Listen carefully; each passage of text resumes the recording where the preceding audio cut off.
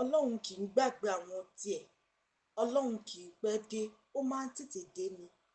Ọlọ́run tó dá Sarah àti Hannah lóhùn ti dá àwọn gbajúmọ̀ òṣèrébìnrin àti òṣèrékùnrin tíátà tí wọ́n jẹ́ tọkọtaya lóhùn.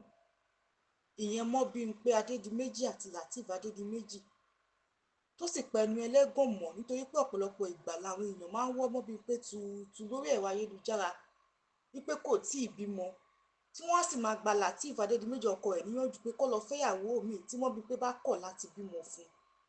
Láàárọ̀ yìí ni Lateef Adédìméjì fi ìròyìn náà léde wípé àwọn ti bímọ ọkùnrin mẹ́ta làǹtìlanti, èyí tó mú káwọn olólùfẹ́ wọn àti òṣèré akẹgbẹ́ wọn bá wọn yọ̀, tí wọ́n sì kí wọn kú oríire ńlá yìí, tí Ọlọ́run bá sì ti pẹnu ẹlẹ́gàn lẹ́nu mọ́ lórí ọ̀rọ̀ wọn. Ọdún 2021 tọkọtaya náà ṣègbéyàwó alárinrin tí wọ́n sì filé pọtí tí wọ́n fọ̀nà òrokà. Ọlọ́run ọba ti dá wọn lóhùn báyìí o.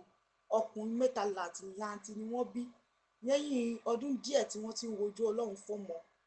Àwa gbà ládùúrà pé Ọlọ́run tó ṣe ti àwọn Lateef àti Mọ́bímpé Adédìméjì pé kó dá àwọn tó ń wojú ẹ̀ fọ́mọ, k'Ọlọ́run kó dá wọn lóhùn o.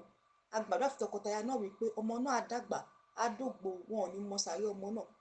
Owó àti nǹkan tó máa fi tọ́ ọmọ náà Ọlọ́run ọba á pèsè fún wọn o. A kí tọkọtaya náà kú oríire o. Ẹ̀yin tẹ́ jẹ́ olólùfẹ́ tọkọtaya náà, ẹ kí wọn lábala ìrísí comment section pé wọ́n kú oríire, kẹ́ sì gbàdúrà fún àwọn ọmọ náà. Ẹ má gbàgbé àti like, subscribe àti share fídíò wa. Ẹ ṣé gan-an ni fún àtìlẹ́yìn yín. A dúpẹ́ àmọ́ lóore.